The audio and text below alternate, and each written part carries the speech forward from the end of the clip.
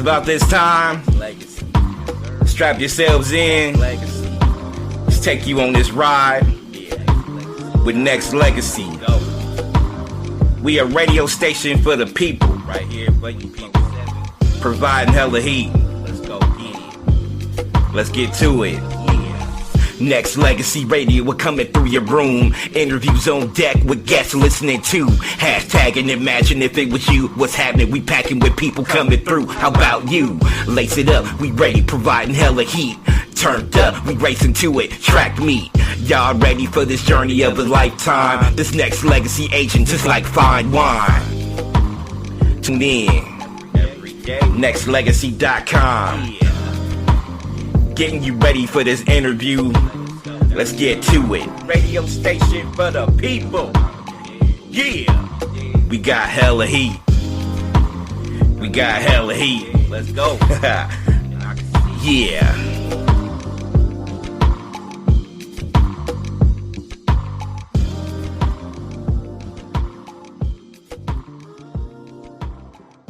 That is everything. This is Nexxlegacy Radio. I am Charles.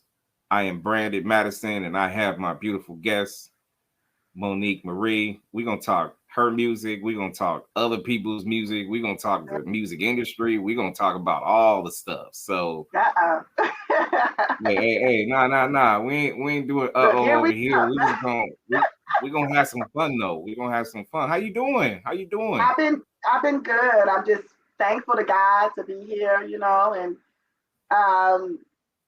I had a great day today. I can say that. The new year is starting off pretty good.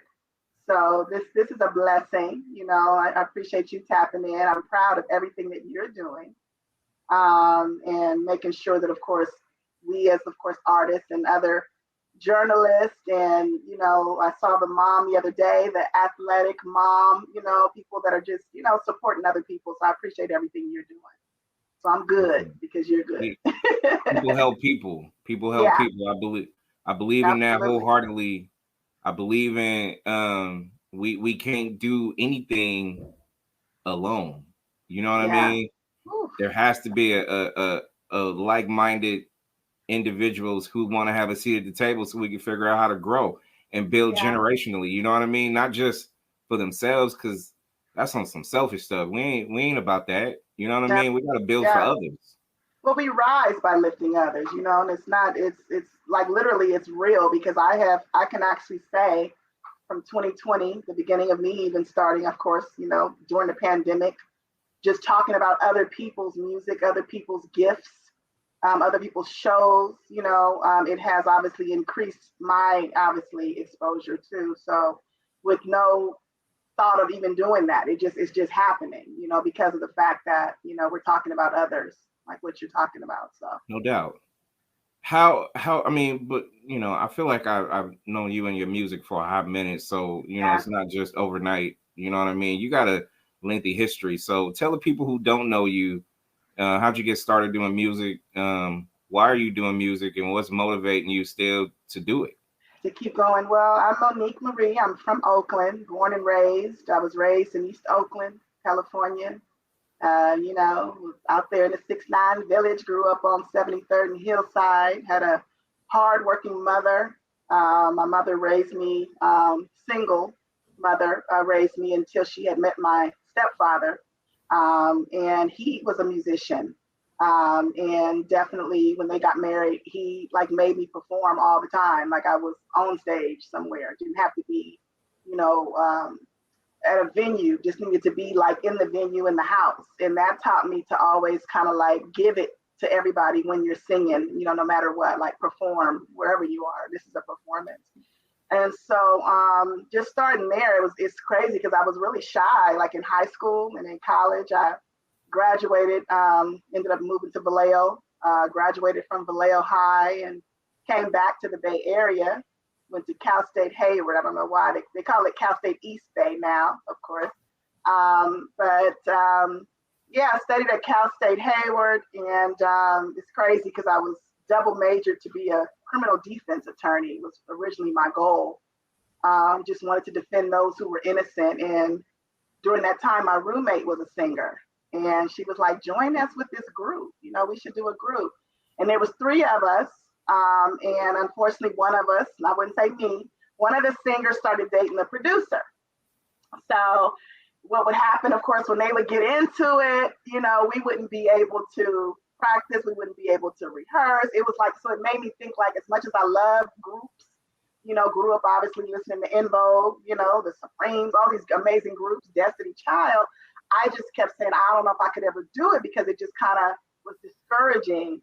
Every time we would be ready, they weren't ready because they were arguing, you know, so it just made me think like, just stay single, stay solo, you know, do backup, do, you know, stuff like that. And so that's what I did. I started, you know, my own thing and started writing and just stayed focused, you know, but I didn't really start really getting into singing and wanting to record until probably like, I want to say, maybe 2010, even if that, you know, and my cousin Nolly, rest his soul, who just passed away. You probably saw me post about him. He introduced me to Marcus Garvey, who's an Oakland producer who pretty much let me come into an amazing studio ran by Tommy McElroy. You know, he put on En Vogue out there in Emeryville, and the rest was like the beginning of me starting to really like put singles out. And it hasn't been consistent, you know, because I'm a full-time employee, got to pay the roof over my head. But I'm always writing. I have a lot of songs I've never released, you know, and every now and then I'll release a single. And so that's how that started. Look, you mentioned well, you mentioned a lot, but you mentioned you know, somebody messing with the producer. Yeah. You know, that was the beginning of the end for En Vogue. You know that, right? Like, I didn't know that. That's crazy.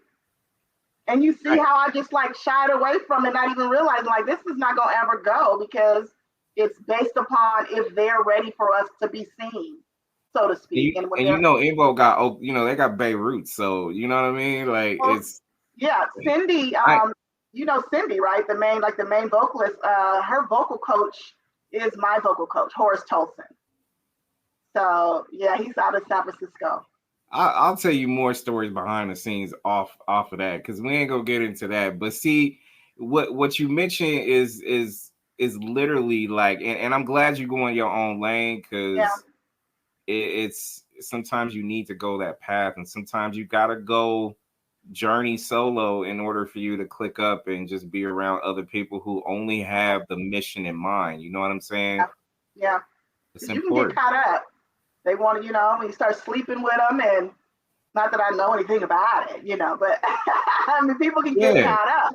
You know, it's like you can get really the direction. I mean, you're already doing things such as what normal people do, which is work a regular full-time job. I've never been one to just want to get discovered and not work, but there has been times where I just would leave my job because I do know who I am. You know what I'm saying? I know what's in me and I know what I possess, but at the same time, it's like I have to pay my bills. I have to eat. You know? Listen, I was just messaging somebody maybe about 20 minutes ago about what you said as far as, you know, just I mean, because I could separate business from personal. Some people can't. And it will mess up opportunities if you can't compartmentalize what it is that you're trying to do as a unit. Absolutely. I'm not going to shut down like situational issues where you just can't deny whatever it is that you're feeling for somebody. You're going to do what you do. But I mean, just have a heart in the mission at hand. Because when people start messing up, like, you know, I'm going to sabotage your career, then it's a whole personal thing where it's just like, it's horrible. I mean, you just said it. We've seen it happen in our bay, in the bay. You know what I mean? So it's crazy. And they know too much, you know. So it's like they know your weaknesses. They know a lot about you. They know what's going to hurt you, you know. And obviously, stopping you is hurting you. You know, harming you, slowing your music down is hurting you. Especially if you got a lot of songs done. It's like, we did all this for what? You know? Exactly. And Monique, I think it's imperative for other people to know too that being a musician and putting yourself out there, not just producers, but other, people you might collab with or anything like that, you're showing your vulnerable side too, as far as your career path too. You know what I mean? Yeah. It's not just like, here, let me throw this person on the track, this, that, and the other. You're showcasing your talent because you're trying to move up the ladder. You're not just trying to make a song just to make one. You know what I mean? Yeah. It's tough. It's like I stay prayed up. I'm not religious. I have a relationship with God. I believe in God. I wouldn't be doing none of this. My gift comes from God. And so I pray daily because of the fact that what you're talking about, it takes strength, even when we're like doing stuff like what we're doing, being heard. I could just be doing a acapella just on my page, and may not get no responses, and it's okay, because somebody needs to be touched. Somebody needs to feel what I'm feeling, or somebody just needs to be uplifted, so to speak. So I get great vibes and energy, King, when I sing happy birthday to people. Like, real talk, I just want to sing happy birthday to you, and if I could make you smile and make you happy because you didn't hear it, nobody thought about you today, then guess what? Then I've done something great, That's a blessing right there. That's a blessing. Yeah, listen, Monique, you have a specific sound that I feel like not just should be brought to a higher stage, but clearly you have some soul in you that's just on a different kind of path. Because I'm not trying to compare like artists to other artists or anything like that. It's just, I feel like, and I'm spotlighting you because, like I said, your music gets played on Nexxlegacy Radio on a regular basis on rotation. That's what we do. And I had a chance to listen to a lot of your music, and we was running that one song before we, tapped in, and it came from somewhere. So when did you realize that it was just, what, I actually do got talent? Yeah. It's crazy because I think I was 7 when I did realize it. I kind of like literally mimicked Tina Turner. My mom would play What's Love Got to Do with It, like on repeat. Like, I'm like, she's gonna play that again, And so finally I was like, let me show my mom like that I can sing it too. I don't think it was just, I don't know, at that age, I can't think back now, like where I was at with it, but I know I wanted to show her that I could do it too. And then I just did it, and she was like in a state of shock for a minute, and she was like, we'll do it again, right? So she paused it and repeated. So that's why, like I said, when we finally linked up with my stepdad, as far as her bringing somebody in the house who was a musician, like a real musician, like performing, playing piano, reading music, because I don't read music, I still don't. It just made me realize like it's discipline and dedication to it too. So it's not just a gift. Like, you got to sing every day. You're gonna sing every day. So like even till now, like I sing at home like every day, even if it's just one song. I sing something every day because I do need to be ready. You have to stay ready so you don't have to get ready. Yeah. You know what I'm saying? And so this voice, it has to, like I'm right now, I'm sipping on my favorite tea, nothing in it, just tea. Mm-hmm. And it's lemon and ginger tea, so it's like it just keeps my voice soothed, it keeps me calm, but I realized it then, and I realize it still now. I may not be 20, I may not be 21. Look, I can tell you how old I am, but I just know it's happening. It's happening now. Like, this is happening. Like, what we're doing, this makes me happy, that I'm on your show and that I'm talking about, music. Hey, listen, you don't have to be young to make it. Like, remember, Taraji started off, she didn't shine until a little later in her life. Well, DJ Khaled was talking about the other day, he didn't get his first paid hit till he was 42. That's what I'm saying. Yeah. So Samuel L. Jackson didn't come of age until later in life as well. There's a whole laundry list of musicians and entertainers who didn't get it until later. And Monique, I could. There's really not a heavy categorized message as far as how certain sounds come off as, because Whitney isn't a different one than Mariah and so on and so forth. But you carry such a tune, which I could only think of like Jewel and yourself, or there's a certain flavor that you have. So when you started either writing or getting into the studio, started working, did you have to work on a specific, like, you know what, I'm gonna sound like this because I don't want to sound like these other people? No, I think I always just wanted to just express myself by being myself, you know. But I do have those who I love and always will always, you know, respect, like Tina Turner, Aretha, you know. Mary J. Blige is a big one for me because of the emotional attachment and relation of what she's been through, you know. And I grew up listening to Mary J., even though we're not that, you know, she's maybe like 5, maybe 10 years older than me. But this is the whole point. Like, I grew up listening to Mary J. Blige. That's why I sing Reminisce a lot. Like, when I warm up and I perform, I add that tune into my performances, you know, because of the fact that it's my story too, you know. And it's a powerful story. Her music is just forever on and always will be my go-to, you know. Monique, how do you feel about music now? You come from the, you know, not, we're gonna talk about Bay Area music later, because you and I, like I said, I know where you from, you know what I'm saying? As a young dude, I'm Sabrani Park 106 in the very, very back. So you and I go way back. We're connected in a lot of different ways. But right now, as far as the worldwide scope of music, how you feel about it? I think it's changed so much. I mean, I know, and I say that in a good and a bad way. Like, it's evolving, right? It's evolving, but at the same time, it's being accepted to a level of where it's I think it's a little too easy, you know. And I say easy meaning like anybody can get on. It's like you could say yabba dabba do, and it's just like somebody's got a hit, and it's like, and you got a hit, and you ain't talking about shit, you know. So it's like that drives me crazy, you know. Like, what? Like, how is that number one? You know, and I'm not even hating. It's more of, man, what happened to the value of music? You know? I mean, am I wrong for saying that? Like, no, you're right. You're right. It makes me mad. Like, why is that? But I mean, hey, if it's their time, it's their time. But it's not timeless though. As you know, it's like a one-hit wonder kind of thing. And I think it's like, damn, like it could be so much better and so much greater.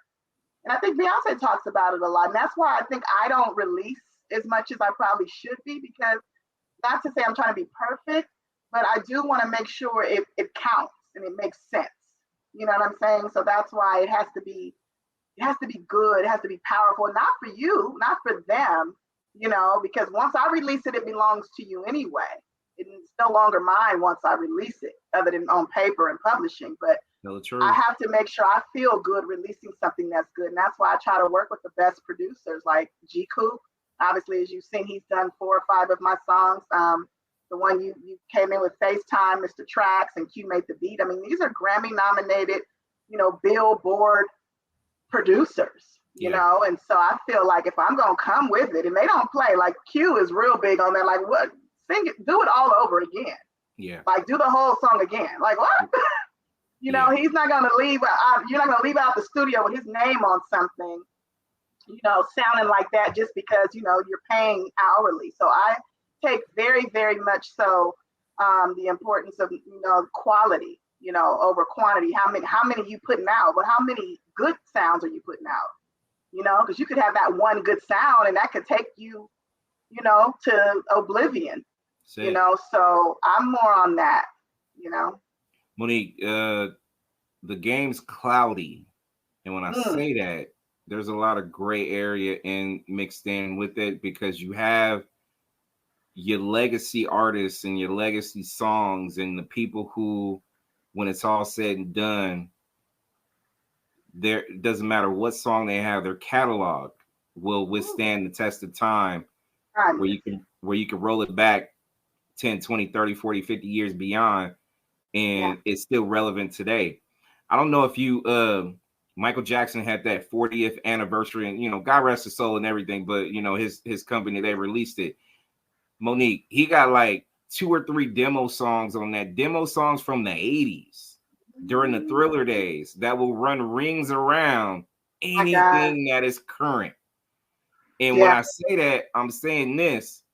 It's not about how many songs you can put out. It's the quality, like you mentioned, and the impact that people are going to have off that vibe. Yeah. A lot of people are rush, one night stands all day. Yeah. All day. No. It don't work like that. Absolutely not. It don't work like that. I just and I love Michael Jackson. How could I miss Michael? You know, like, to bring his name up is like to say, like, yeah, legacy. We're talking like everything that we do now is Michael Jackson. You know, from the samples and everything else that people are using it's Michael Jackson. You know, listen, he got three demo songs off this little recent thing that literally didn't see the light of day until now, that came out in the 80s. Where can I can I find that? Where can I'll send it to you. Okay. I'll send it to you. I would love to do that. But I'm telling you, I'm saying that because there's a lot of people in catalogs. I mean, you gotta have a strong catalog, and you know, and I know recently, I want to say Anita Baker got her stuff back, as far as her catalog, being able to have full control. I had conversations with the Whispers, and they had to roll it back to make sure that the stuff they do now is credited, so they can get their proper stuff. The industry is different, but you have to have a team around you that's super important, right? So with that being said, I heard you mention your guy Q. He's like run it back. It ain't about the money, it's about the quality that you put out.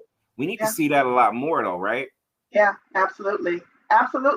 And just to have people, because I mean, I've been there. I have been in studios where it's not about coming out with quality. Like they just glad to get you to pay for that hourly rate. And if it's somebody that's coming with money and it's not the problem, and you're spending $100 an hour and you've been there 5 hours and ain't produced nothing out of it. I mean, it's just, you know, it says a lot about the character of that producer. You know, and so that's why I get producers now. It's crazy. I feel blessed that will DM me and, like, you know, hit me up and say, you know, I got this for you, I got that. But it's just like, I like everything exclusive. You know, first and foremost, like I don't want beats I can buy and I can find under somebody else. I will be very honest and say I thank God for G Coop. I know he's signed now and super busy. You know, G Coop also produces Money Long. He produces Drake, Katy Perry, produces some really, really amazing people, and he's right in the East Oakland. You know, very humble. But one thing I can say, I've never heard my music anywhere. I've never played my music on YouTube and somebody else's name comes up under my shit, because I know that I can respect him. Same with Mr. Trax and Q Made the Beat. And so that's why people wonder, what are you doing? Well, I'm not working with you. You know, I'm going to wait until when I feel like it's ready to go back to one of those guys, you know, or if they're available, or somebody that's been recommended to me, you know, by somebody who's worthy. And I think it's very crucial because I'm big on paper. Big on Paper King. And I've had people who really will not work with me because of the fact that I want paperwork. I want to talk about publishing, you know, I want to talk about credits, and they won't do it. They don't want to do it. So they don't get me on their music. And that's fair. I mean, anybody, I mean, again, if people watch out for people, that should never be a sore subject for anybody to tap into. Business. Ever. Over everything. Business, like, why would you not want business first? Exactly. You know, so I think that's part of what, going back to your question, circling back, is what is the problem in the industry? There's not enough conversations about the business. And the next thing you know, you're in court, you know, somebody then, you know, wonder why 5 different artists are basically, their music is on the same beat.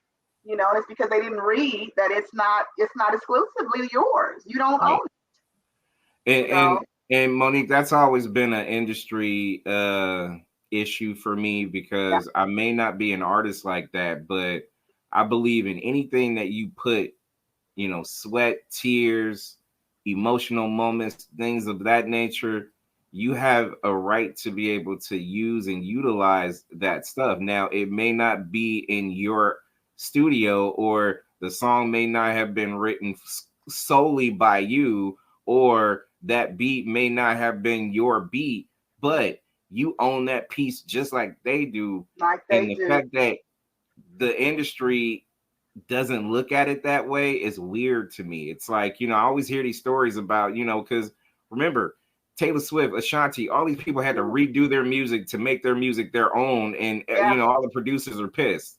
Crazy how that happens, right? It doesn't make any sense to me. I believe in a fraternity. There should always be, and I'm spitballing this, but I feel like you would know where I'm coming from. Anybody in the industry that's putting in this kind of work should have some kind of longevity situation where they just like, I'm not saying off top all pension, but damn it, give me a pension, some medical, whatever, you know what I mean? Stuff like that. This a $1 billion company that's on the backs of a lot of people who's putting that stuff out there. And you see all these stories about people not having medical and all that stuff. It's crazy, girl. It's crazy.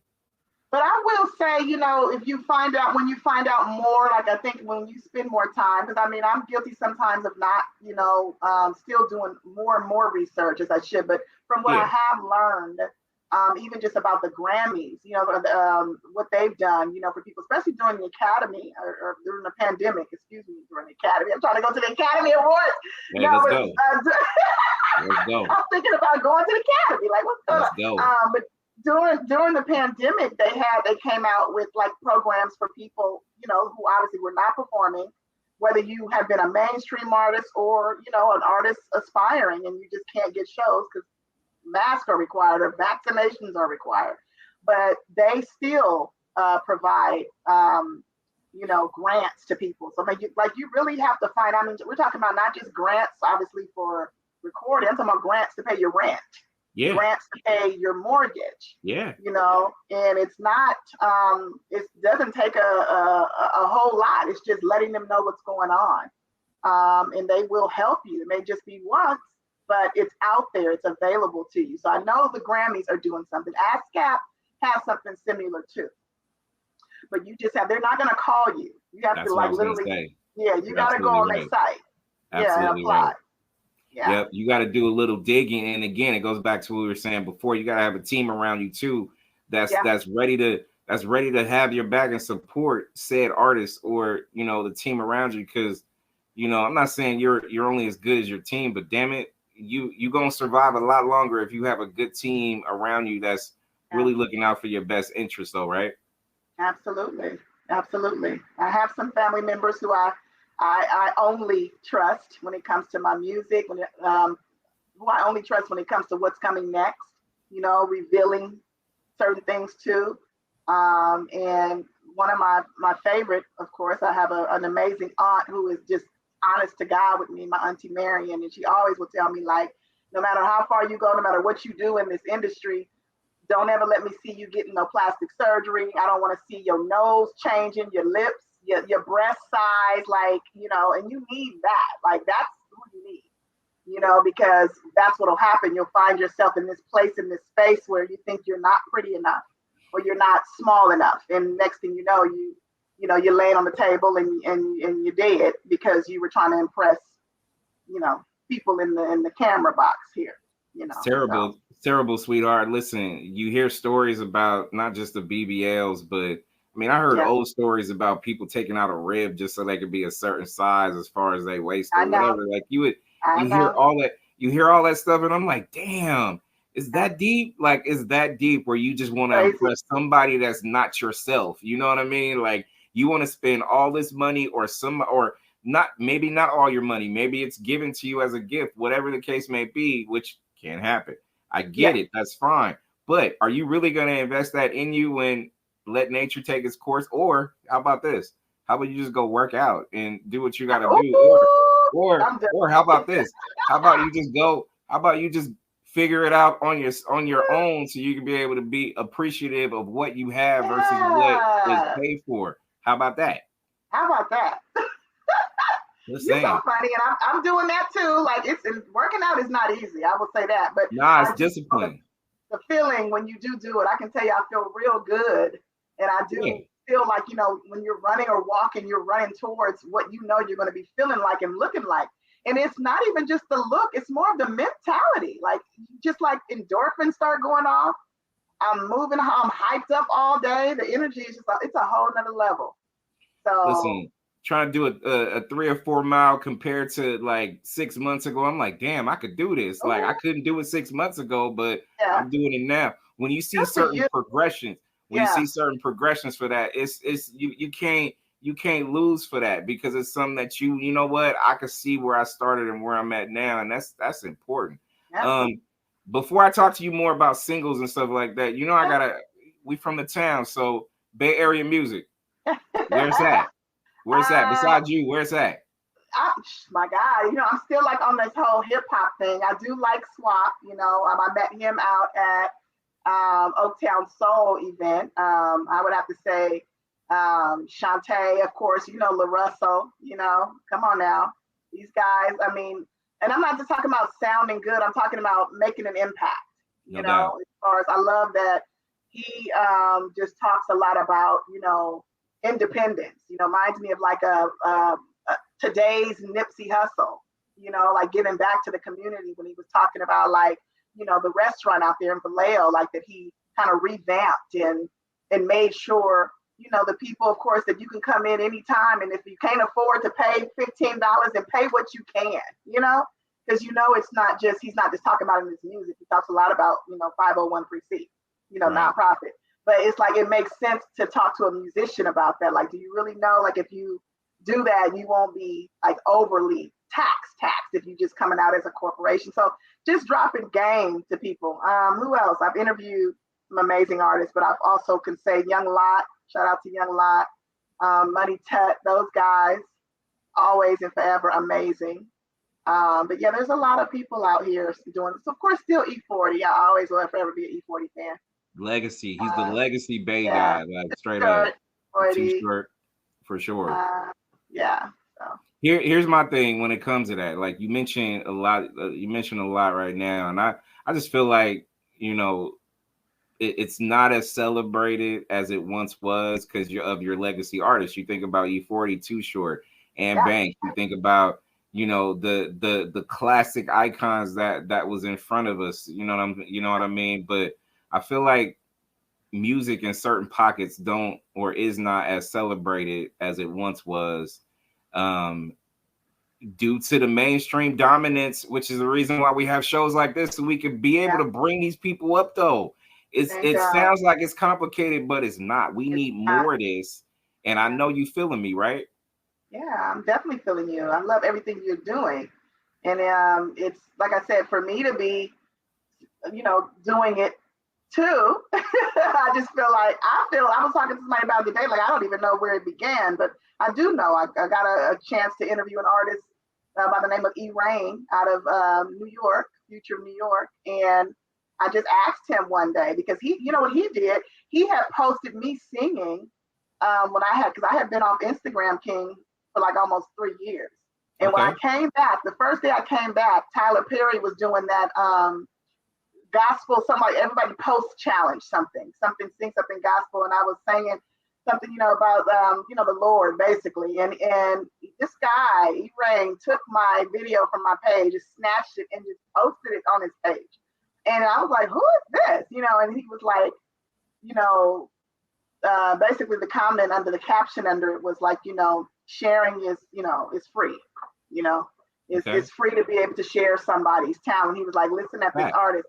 And he left it up there. He was like, I'm doing a 48-hour promo, free promo. And he left it up there. And I was like, oh my God. So immediately I followed him. And then I just out the blue one day asked, could I interview him? You know, and I'm like, I'm not even a you know, journalist or anything yet. I'm like, I'm going to interview you. And he was like, what are we going to talk about? And I said, we're going to talk about your music. Yeah. And he said, let me get back to you. And he got back to me 2 weeks later. And I created the face behind the music. And he's like, okay, I'm going to be on your show. And I said, okay, let's do it. So I said, I'll do your flyer, Long story short, he basically told everybody on his page, made the announcement with the flyer I created that he was going to be on the face behind the brand, right? Total mistake, but it wasn't, because I was like, oh my God. So it made it bigger than what we were talking about, even with music. It's like what we're talking about. We're talking about journalism. We're talking about, athletes. We're talking about anybody that has a brand.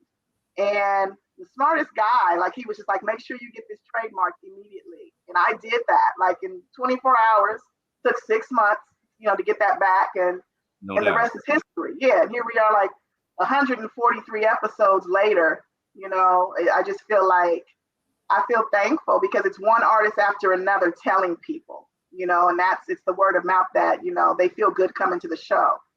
And here we are. So. Direct some traffic to your spot. Where's this going down? Like, so basically, if you know about my Instagram spots are Monique Marie Music, and of course the face behind the brand is actually _ the face behind the brand.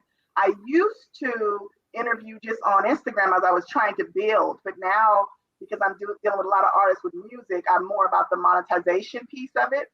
So now similar to what you're doing, except I like how yours is like, you want to cross, I need to get more information on this.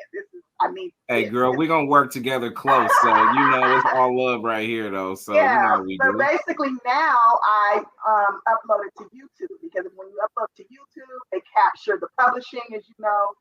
When you're editing the people's music, even if it's 30 seconds, if your music is running, it's now the face behind the brand YouTube channel. So, so anyone I've interviewed, their stories, everything is there at the face behind the brand on YouTube. I love the fact that you're task oriented. You're doing music, plus you got that journalism hat on, and you trying to figure it all out in the process. Yeah. So you and I will have dialogue because you got to squeeze this monetization a lot more, and I'm gonna put you up on some game with some of the stuff that I'm doing. And I'm putting this out there on public street for the people out there. I'm gonna work with this girl Monique. She's got it. Oh my God, I feel thankful and grateful. We will put something together where it's gonna work. You know what I'm saying, to both our advantage, because I feel like you believe in the same mission that I have, is to let others be that next legacy. You know what I mean? I love the name King. I mean, so powerful and timeless. What you're doing. So I appreciate you so much. You can't lose when, when people are gearing towards that though. So what's up with the singles? Anything new? What's going on to the point we got to direct traffic? I'm working on some things. So the music right now that I think the last single I put out was last year. That was also it's called Undercover Hater. It was produced by G Coop, who I was talking about earlier. G Coop, of course, is again amazing producer. Right here, I'm not in Oakland, but right in the Bay Area, right in East Oakland, and that's on all platforms. You can hear that on Spotify, iTunes, Apple Music is everywhere. YouTube. I'm working on something new. Been prioritizing the magazine though, because I'm putting out the face behind the brand magazine. So I've been trying to focus on that and finishing up some things with that, but I've got some music on the way. I'm excited about it. I can't talk about it too much, but it's coming. That's all I can say. I mean, listen, I still believe in breaking records. So can I get an exclusive? Like, you know what I mean? I would love you to. Yeah, absolutely. That's it. Let's do it. Breaking records, celebrating all that old vibe stuff that meant something to artists and to the industry. When you heard something for the very first time, you was listening, you be like, oh yeah, that's me. Like, listen, I would love Nexxlegacy to break my next single. We got to get that vibe back though. That's love right there. So I'm all in, and I'm all for it. And before we close, and I'm gonna have you clearly just kind of go around and shout out all direction to all social media platforms and things like that. But before you do that, I gotta ask you, what's your best music decade ever? If you had to choose a decade, what decade would that be? I would have to say, God, I'm gonna say the 80s. I don't know why I just popped in my. don't shake your head, girl. I'm with you. Why though? Because pop, because Michael, because all the singers, not singers, right? And just like I'm going back, I'm thinking about Stephanie Mills right now. Like when I say the 80s, come on now.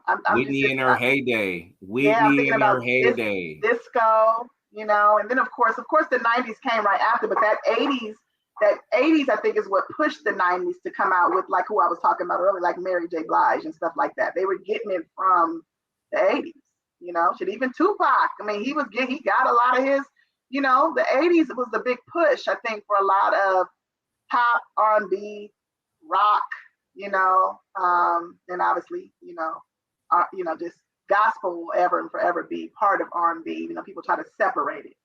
But, you know, Ray Charles, those types of artists. I mean, 80s is just forever, to me, the best decade Listen, ever. I don't even need to tell you the reason why I love the 80s. You just said it for me. Why? So Michael Jackson.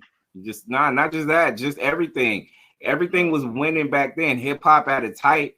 You had rock, light rock, heavy, whatever. Like everything was winning at that particular time. And gospel there's always moments. I was talking to somebody earlier about gospel, and it's just like gospel, no matter what, will bring me to tears if I'm happy, if I'm going through something, whatever the case may be. If you wanna change your life, throw on some gospel all day. Like seriously, that's gonna take you into a whole self-discovery journey or a reflection journey that you will never ever have. But let me say this. That right there, I don't care where you listening to it, your relationship with your higher power, whoever you believe in, is going to be on full spectrum when you throw on some gospel, though. Am I lying? I don't think I am. I listen to a gospel song every morning, and her name is Kayla Richards. She just came out, but I mean, I listen. It's funny because it's like it comes on automatically. I listen to it so much. Yeah. When I get in the car, it just goes right to it. I'm like, okay, I need this. So it's called and I'm putting her on. I've never met her before, never interviewed her. She would be a good one too for your show. It's called So Good, and it's by Kayla Richardson. And it just goes, you know, it's just like powerful. It's everything you've been through and everything you're going through, but still like telling you still feel so good through, you know, even the challenges, because you know what's on the other side of that. Absolutely. You know? Absolutely. I love it. Monique, give your shout outs, Queen. I'll give a shout out before I want to give a shout out to you. Okay, how about that? I want to start and just I actually want to give you a gift. You know, can I do that for you? Absolutely. It's not a gospel, but it's what you just was talking about. It just makes me feel good, and it's Dr. Nina Simone. You know, so this is for you, for everything you're doing. You ready? I'm ready. Okay. Birds flying high,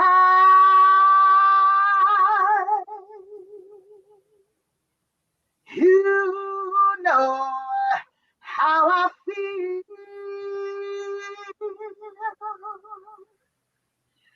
Sun in the sky, you know how I feel.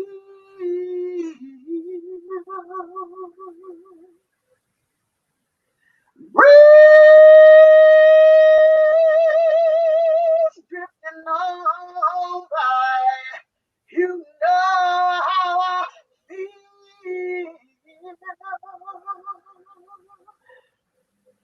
It's a new dawn, it's a new day, it's a new life for me.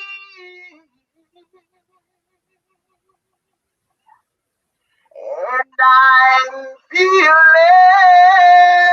good. Thank you. Woo! Woo! Woo! Thank you. So I give a shout out to Nexxlegacy for having me.